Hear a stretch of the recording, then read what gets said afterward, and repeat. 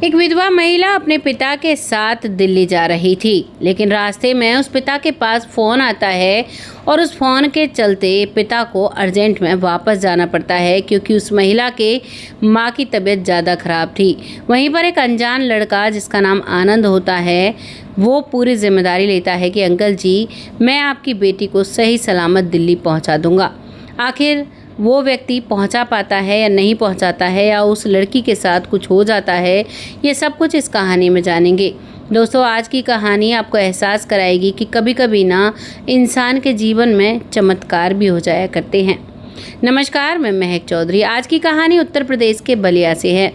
यहाँ पर एक काजल नाम की लड़की, जो कि पढ़ने लिखने में काफ़ी होशियार थी और बहुत अच्छे से रहा करती थी, बहुत सारे सपने थे, लेकिन जो इसके माता पिता हैं वो पंडित पुजारी इन चीज़ों पर बहुत ज़्यादा विश्वास किया करते थे। तो यहाँ पर जब ये महज 16 साल की थी, तो उसी समय इन्हें बच्चा नहीं हो रहा था। लगातार कोशिशें करने के बाद अब यहाँ पर किसी पुजारी ने बोला था कि जब तुम बेटी के कन्यादान करोगे, हाथ पीले करोगे, तो उस दौरान तुम्हें बेटे की प्राप्ति होगी, तो तुम बेटी की शादी कर दो, तभी तुम्हें एक बेटा होगा। अब यहाँ पर उस लड़की की शादी की तैयारियां ही चल रही थी, क्योंकि शादी एकदम तो होती नहीं, शादी में समय लगता है। और शादी की तैयारियां जब चल रही थी, तो उसी दौरान इन्हें खबर मिलती है कि ये गर्भवती हैं, जबकि इससे पहले इन्होंने काफ़ी बार कोशिश की थी, काफ़ी बार चाहा था कि इनको बच्चा हो जाए। अब जब गर्भवती हैं तो अब ये सोचते हैं कि पहले बच्चा ही हो जाए, उसके बाद शादी करेंगे। उसके बाद इन्हें बेटा होता है। बेटा होने के बाद अब ये बेटी की शादी की तैयारियां करती हैं।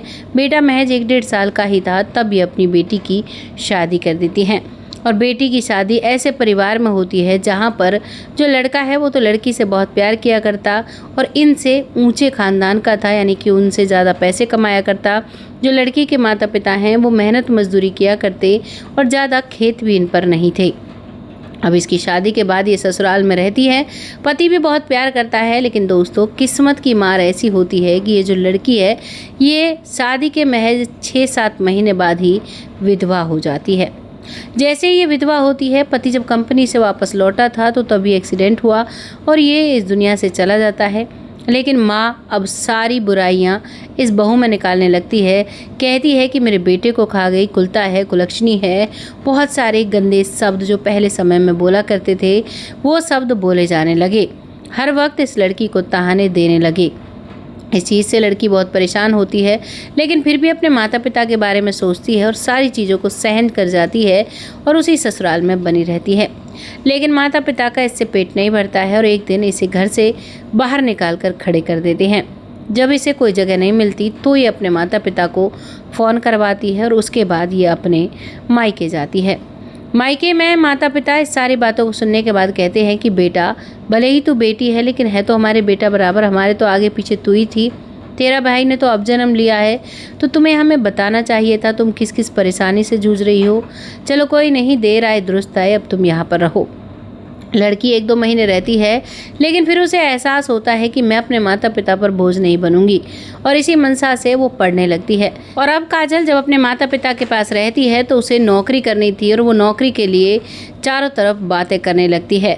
हालांकि उसके पिता मना करते हैं कि बेटा कोई ज़रूरत नहीं है, लेकिन काजल नहीं मानती है और अब वो ऑनलाइन एक नौकरी देखती है, जिसमें उसे दिल्ली में एक कंपनी में नौकरी मिलती है।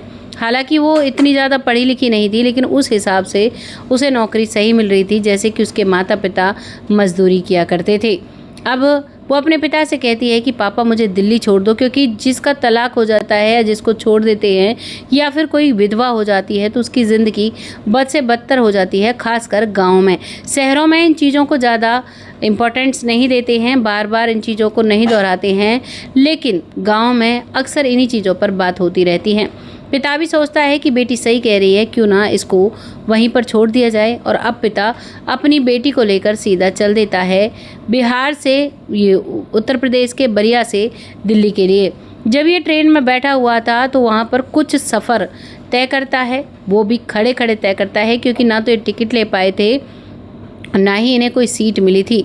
यहाँ पर एक आनंद नाम का लड़का लगातार इन्हें देख रहा था कि भाई कितने परेशान हैं, बाप बेटी हैं, पता नहीं कौन है। वो लगातार जब इन्हें देख रहा था तो अपनी रिजर्व बुक्ड सीट पर कहता है कि आप यहाँ पर आकर बैठ जाइए। पहले तो ये हिचकिचाते हैं, लेकिन अब तक इनके पैर थक चुके थे, सफ़र काफ़ी लंबा था और इस वजह से अब ये सीट पर बैठ जाते हैं। बैठने के बाद काफ़ी देर तक एक दूसरे से बातें करते हैं। ये उनकी बातें सुनता है, वो इसकी बातें सुनते हैं। लेकिन तभी अचानक जो काजल का पिता होता है उसको फ़ोन आ जाता है। वो बताता है, फ़ोन वाला दूसरा व्यक्ति बताता है कि आपकी पत्नी की तबीयत बहुत ज़्यादा ख़राब है, उसे हॉस्पिटल में एडमिट किया गया है, आपको जल्दी आना होगा।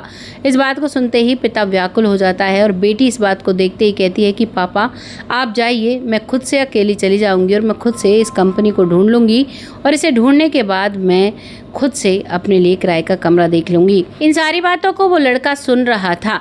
तभी वो लड़का कहता है कि अंकल जी आप बिल्कुल चिंता ना करें, मैं भी दिल्ली जा रहा हूँ, मेरी भी वहीं पर नौकरी लगी है, मैं आपकी बेटी को सही सलामत वहाँ पर पहुँचा दूँगा। पिता करे तो क्या करे, अब उसे अनजान व्यक्ति पर भरोसा करना पड़ गया, मजबूरी थी। लेकिन वो लड़का विश्वसनीय लग रहा था क्योंकि करीबन 1 घंटा उन्हें सफ़र करते हुए हो गया था, उसे देखते हुए हो गया था। अब यहाँ से काजल का पिता चला जाता है और सफ़र शुरू होता है काजल का और आनंद का। आनंद और काजल उसे एक सीट पर बैठे हुए हैं, एक दूसरे से बातें कर रहे हैं, एक दूसरे के बारे में जान रहे हैं। तभी आनंद बताता है, आनंद से पूछती है कि आपकी कौन सी कंपनी में जॉब लगी है, आपकी सैलरी कितनी है। तो बताता है कि मेरी 1 लाख रुपए सैलरी है और मेरी इस कंपनी में मैनेजर की जॉब है मेरी। तो वो कहती है कि आपके पहनावे से नहीं लगता कि आप कोई मैनेजर होंगे किसी कंपनी के। तो वह हंसने लगता है, कहता है कि ज़रूरी नहीं हमारे पास पैसा हो और हम दिखावा करें, हर सादगी में सुंदरता होती है और मुझे सादगी बहुत अच्छी लगती है, इसीलिए मैं अपने खुद के व्हीकल से ट्रैवल नहीं करता, मैं पब्लिक ट्रांसपोर्ट ही यूज़ करता हूँ और मैं बहुत शांति की ज़िंदगी जीता हूँ। लड़की खुश होती है इस बात पर। इधर लड़की से पूछते हैं तो लड़की रो रो कर अपनी पूरी कहानी बता देती है कि कैसे उसकी शादी हुई, उसका पढ़ने का सपना था, उसके पति की डेथ हो गई, फिर सास ससुर ने घर से निकाल दिया, अब वो अपने पैरों पर खड़ी होना चाहती है इसीलिए वो दिल्ली जा रही है।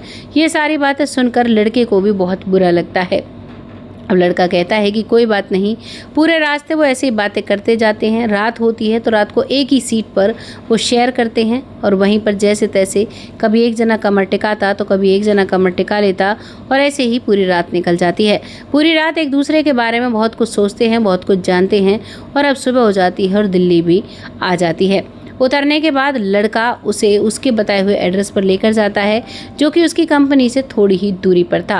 वहाँ ले जाने के बाद उसका इंटरव्यू हो जाता है। इंटरव्यू के बाद उसकी नौकरी पक्की हो जाती है और उसके बाद उसे एक कमरा दिलवाता है उसी कंपनी के नज़दीक और वहाँ पर कुछ खाने पीने का सामान लेकर आता है क्योंकि वो खुद तो मैनेजर था, उसके लिए कोई इतना ज़रूरी नहीं था कि आज ही उसे वहाँ पहुँचना है, उसने फ़ोन पर ही सब सेटल कर दिया था। लड़की के लिए खाने पीने का सामान मंगवाया, वहीं पर लड़की खाना बनाती है और ये मैनेजर साहब वहीं पर खाना खाते हैं और अब इनकी दोस्ती सी हो जाती है, एक दूसरे का नंबर एक दूसरे से एक्सचेंज कर लेते हैं। धीरे धीरे वक्त निकलता है और लड़की भी अपने पिता को कह देती है कि पापा मैं सकुशल पहुंच गई हूं और वो लड़का बहुत अच्छा था। पापा भी खुश हो जाता है, उसकी भी परेशानी कुछ कम हो जाती है और अब धीरे धीरे 6 महीने निकल जाते हैं। 6 महीने में इनकी पक्की दोस्ती और इनकी बहुत सारी बातें हो जाती हैं और बातों के दौरान अब जो लड़का है वो अपने प्यार का इजहार करता है इस लड़की काजल से। काजल मना करती है और कहती है कि देखो मैं विधवा हूँ और तुम अनमैरिड हो, तुम्हारे घर वाले नहीं मानेंगे।